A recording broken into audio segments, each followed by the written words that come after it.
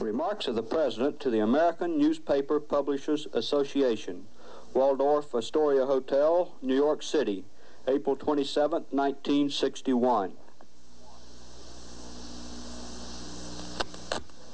Mr. Chairman,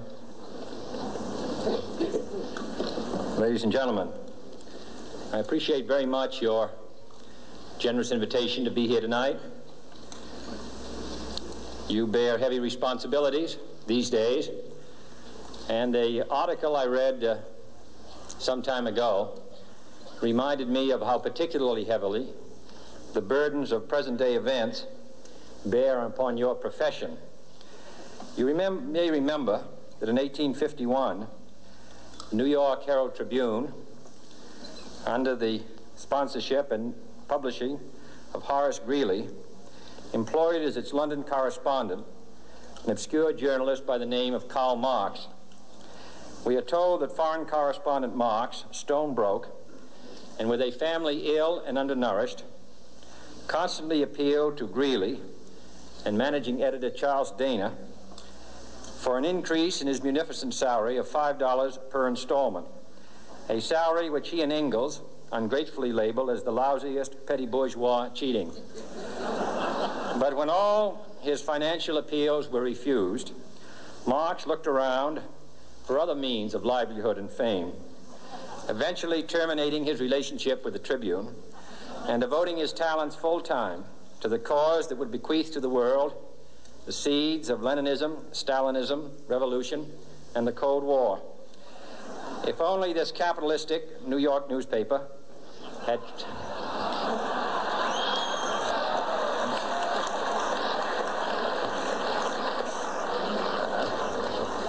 treated him more kindly,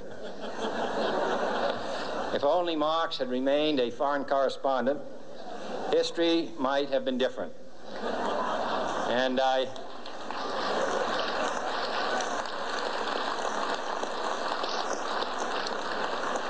hope all publishers will bear this lesson in mind the next time they receive a poverty-stricken appeal from a small increase in the expense account from an obscure newspaper man.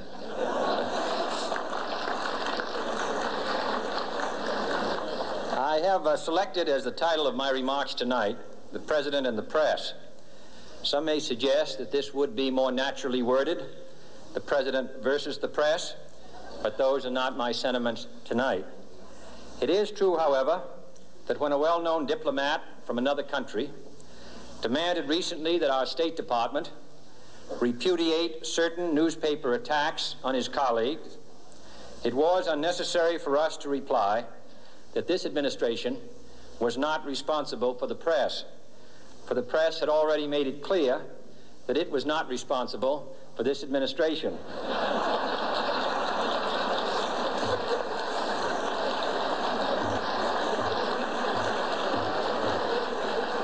Nevertheless, my purpose here tonight is not to deliver the usual assault on the so-called one-party press. On the contrary, In recent months, I have rarely heard any complaints about political bias in the press, except from a few Republicans. Nor is it my purpose tonight to discuss or defend the televising of presidential press conferences. I think it is highly beneficial to have some 20 million Americans regularly sit in on these conferences to observe, if I may say so, the incisive, the intelligent, and the courteous qualities displayed by your Washington correspondents. Nor, finally, are these remarks intended to examine the proper degree of privacy which the press should allow to any president and his family. If, in the last few months, your White House reporters and photographers have been attending church services with regularity, that has surely done them no harm.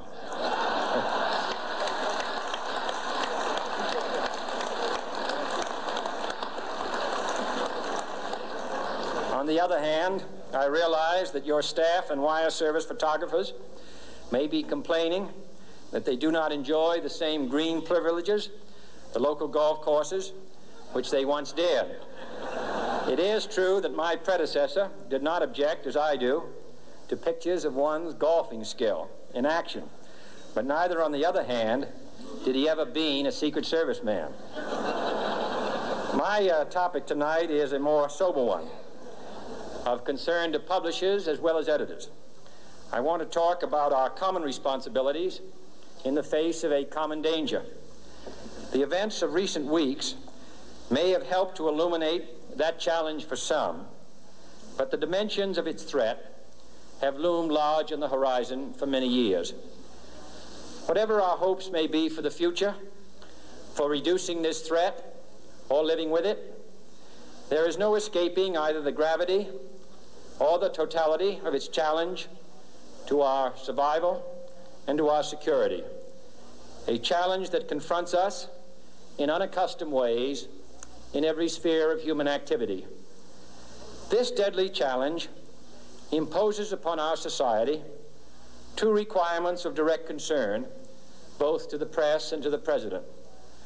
Two requirements that may seem almost contradictory in tone, but which must be reconciled and fulfilled if we are to meet this national peril. I refer first to the need for far greater public information, and second, to the need for far greater official secrecy. The very word secrecy is repugnant in a free and open society, and we are, as a people, inherently and historically opposed to secret societies, to secret oaths, and to secret proceedings. We decided long ago that the dangers of excessive and unwarranted concealment of pertinent facts far outweighed the dangers which are cited to justify it. Even today, there is little value in opposing the threat of a closed society by imitating its arbitrary restrictions. Even today, there is little value in ensuring the survival of our nation if our traditions do not survive with it. And there is very grave danger that an announced need for increased security will be seized upon by those anxious to expand its meaning to the very limits of official censorship and concealment. That I do not intend to permit to the extent that it's in my control.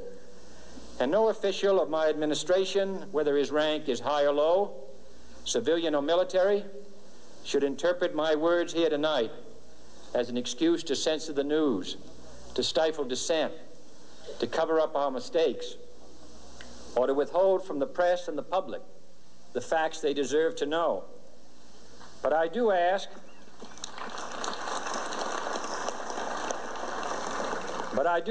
every publisher, every editor, and every newsman in the nation to re-examine his own standards and to recognize the nature of our country's peril. In time of war, the government and the press have customarily joined in an effort based largely on self-discipline to prevent unauthorized disclosures to the enemy. In times of clear and present danger, the courts have held that even the privileged rights of the First Amendment must yield to the public's need for national security. Today, no war has been declared, and however fierce the struggle may be, it may never be declared in the traditional fashion. Our way of life is under attack. Those who make themselves our enemy are advancing around the globe. The survival of our friends is in danger, and yet no war has been declared. No borders have been crossed by marching troops. No missiles have been fired. If the press is awaiting a declaration of war before it imposes the self-discipline of combat conditions, then I can only say that no war ever posed a greater threat to our security. If you are awaiting a finding of clear and present danger, then I can only say that the danger has never been more clear, and its presence has never been more imminent. It requires a change in outlook, a change in tactics, a change in missions by the government, by the people, by every businessman or labor leader, and by every newspaper. For we are opposed around the world by a monolithic and ruthless conspiracy that relies primarily on covert means for expanding its sphere of influence, on infiltration instead of invasion, on subversion instead of elections, on intimidation instead of free choice, on guerrillas by night instead of armies by day. It is a system which has conscripted vast human and material resources into the building of a tightly knit, highly efficient machine that combines military, diplomatic, intelligence, economic, scientific, and political operations. Its preparations are concealed, not published. Its mistakes are buried, not headlined. Its dissenters are silenced, not praised. No expenditure is questioned, no rumor is printed, no secret is revealed. It conducts the Cold War, in short, with a wartime discipline no democracy would ever hope or wish to match. Nevertheless, every democracy recognizes the necessary restraints of national security. And the question remains whether those restraints need to be more strictly observed if we are to oppose this kind of attack as well as outright invasion. For the facts of the matter are that this nation's foes have openly boasted of acquiring through our newspapers information they would otherwise hire agents to acquire through theft, bribery, or espionage. That details of this nation's covert preparations to counter the enemy's covert operations have been available to every newspaper reader, friend and foe alike. That the size, the strength, the location, and the nature of our forces and weapons, and our plans and strategy for their use, have all been pinpointed in the press and other news media to a degree sufficient to satisfy any foreign power, and that in at least one case, the publication of details concerning a secret mechanism whereby satellites were followed required its alteration at the expense of considerable time and money. The newspapers which printed these stories were loyal, patriotic, responsible, and well-meaning. Had we been engaged in open warfare, they undoubtedly would not have published such items. But in the absence of open warfare, they recognized only the tests of journalism and not the tests of national security. And my question tonight is whether additional tests should not now be adopted. That question is for you alone to answer. No public official should answer it for you. No governmental plan should impose its restraints against your will. But I would be failing in my duty to the nation in considering all of the responsibilities that we now bear and all of the means at hand to meet those responsibilities if I did not commend this problem to your attention and urge its thoughtful consideration. On many earlier occasions I have said, and your newspapers have constantly said, that these are times that appeal to every citizen's sense of sacrifice and self-discipline. They call out to every citizen to weigh his rights and comforts against his obligations to the common good. I cannot now believe that those citizens who serve in the newspaper business consider themselves exempt from that appeal. I have no intention of establishing a new Office of War Information to govern the flow of news. I am not suggesting any new forms of censorship or new types of security classifications. I have no easy answer to the dilemma that I have posed and would not seek to impose it if I had one. But I am asking the members of the newspaper profession and the industry in this country to re-examine their own responsibilities, to consider the degree and the nature of the present danger, and to heed the duty of self-restraint, which that danger imposes upon us all. Every newspaper now asks itself, with respect to every story, is it news?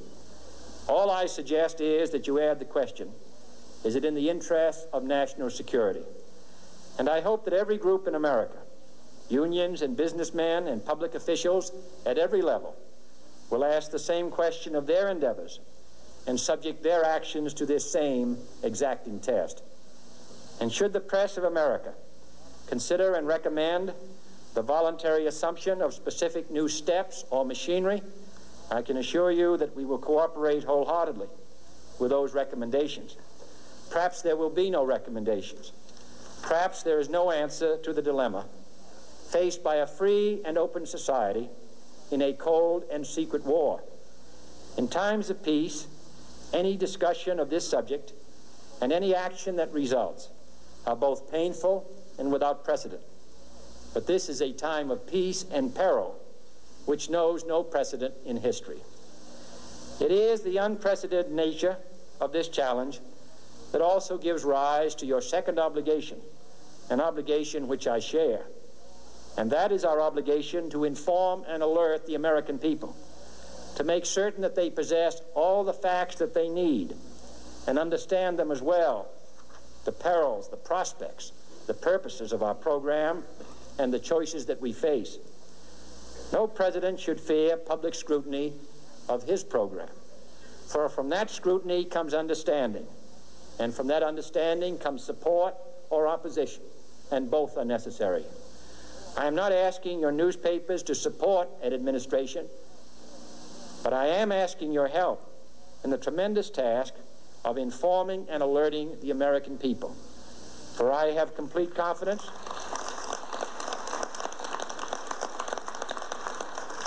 in the response and dedication of our citizens whenever they are fully informed. I not only could not stifle controversy among your readers, I welcome it. This administration intends to be candid about its errors. For as a wise man once said, an error doesn't become a mistake until you refuse to correct it. We intend to accept full responsibility for our errors, and we expect you to point them out when we miss them. Without debate, without criticism, no administration and no country can succeed, and no republic can survive. That is why the Athenian lawmaker Solon decreed it a crime for any citizen to shrink from controversy. And that is why our press was protected by the First Amendment, the only business in America specifically protected by the Constitution, not primarily to amuse and entertain, not to emphasize the trivial and the sentimental, not to simply give the public what it wants, but to inform, to arouse, to reflect, to state our dangers and our opportunities, to indicate our crises and our choices, to lead, mold, educate, and sometimes even anger public opinion. This means greater coverage and analysis of international news, for it is no longer far away and foreign, but close at hand and local. It means greater attention to improved understanding of the news, as well as improved transmission. And it means, finally, that government at all levels must meet its obligation to provide you with the fullest possible information outside the narrowest limits of national security, and we intend to do it. It was early in the 17th century that Francis Bacon remarked on three recent inventions already transforming the world, the compass, gunpowder, and the printing press. Now the links between the nations, first forged by the compass, have made us all citizens of the world, the hopes and threats of one becoming the hopes and threats of us all. In that one world's effort to live together, the evolution of gunpowder to its ultimate limit has warned mankind of the terrible consequences of failure. And so it is to the printing press, to the recorder of man's deeds, the keeper of his conscience, the courier of his news, that we look for strength and assistance, confident that with your help, man will be what he was born to be, free and independent.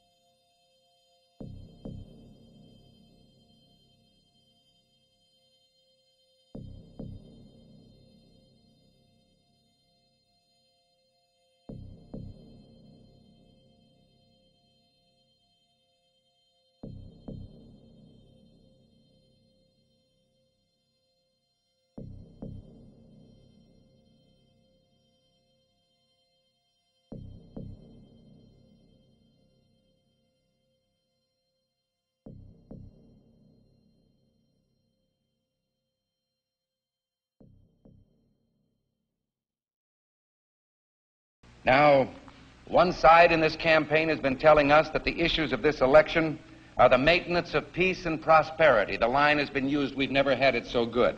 I won't have to worry about putting gas in my car. I won't have to worry about paying my mortgage. You know, if I help him, he's going to help me.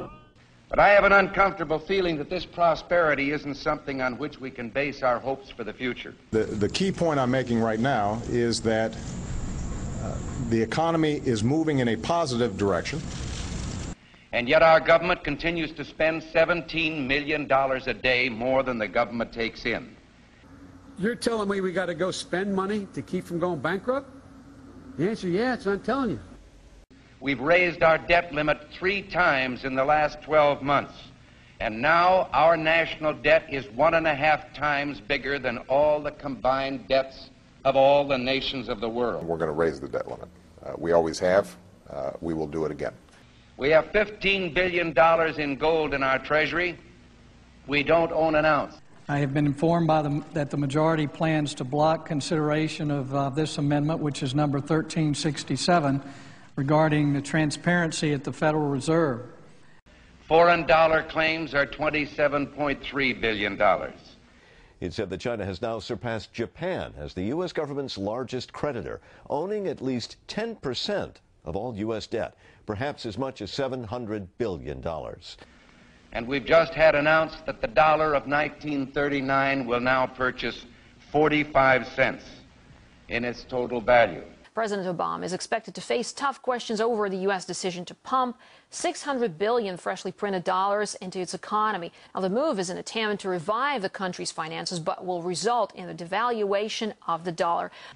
We're at war with the most dangerous enemy that has ever faced mankind in his long climb from the swamp to the stars. We've got to give them a stake in creating the kind of world order that I think all of us would like to see. And it's been said if we lose that war, and in so doing lose this way of freedom of ours, you'll construct a legal regime to make indefinite detention legal. history will record with the greatest astonishment that those who had the most to lose did the least to prevent its happening.